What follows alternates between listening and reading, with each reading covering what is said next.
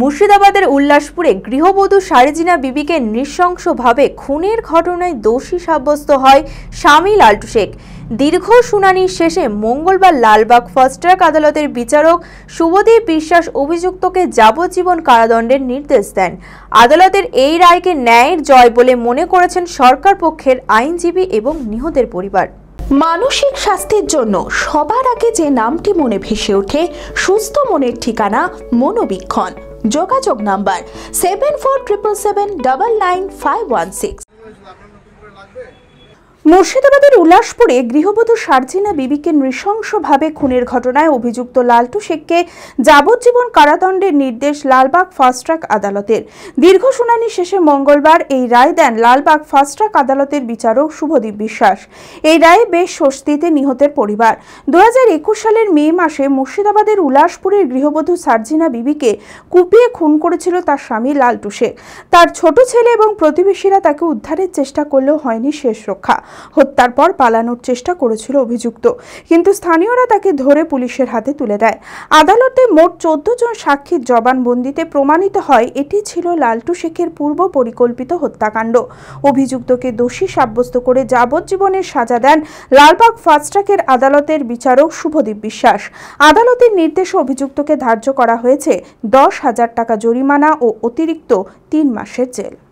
আসামের স্ত্রী সারেজিনা বিবি, বয়স আনুমানিক 38, উঠোন ঝাড় দিচ্ছিল। সেই সময় আসামি বাড়ির বাহির থেকে আসে এবং ওনার স্ত্রী বলে যে তুমি কেন কাজে যাওনি, সংসারে অভাব, কাজকাম না করলে আমি খেতে পাবো না। এই কথা নিয়ে একটা বিতর্ক বাধে এবং সঙ্গে সঙ্গে পাশে একটা ধারালো হেসো ছিল, সে তার স্ত্রীর গলায় কোপ মারে এবং মারাত্মকভাবে জখম হয়। এবং ঘটনার সময় ওনার ছেলে সাগর শেখ, বয়স আনুমানিক 17 বছর, বাড়িতে ছিল। ছেলের সামনেই এই ঘটনাটা ঘটে এবং সঙ্গে সঙ্গেই মারা যায়। হসপিটালে আসতে আসতে মেয়েটা মারা যায়। পুলিশ, ডাক্তার এবং অন্যান্য সকলেই কিন্তু আসামের বিপক্ষে বয়ান করে এবং চোখে দেখা সাক্ষী উনার ছেলে সাগর শেখ, তার ভিত্তিতে বিচারক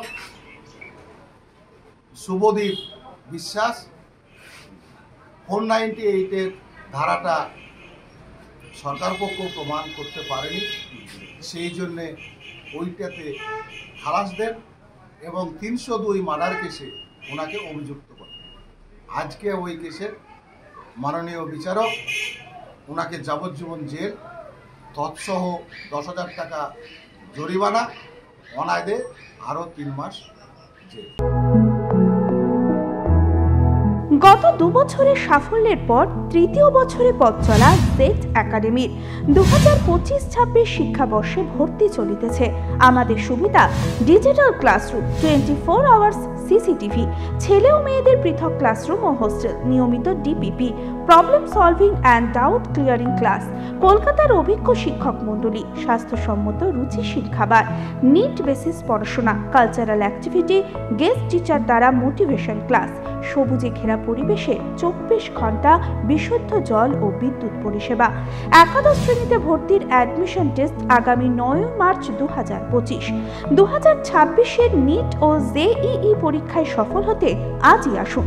আমাদের ঠিকানা জেড একাডেমি, সারগাছি রামকৃষ্ণ মিশনের সন্নিকটে, বহরমপুর, মুর্শিদাবাদ।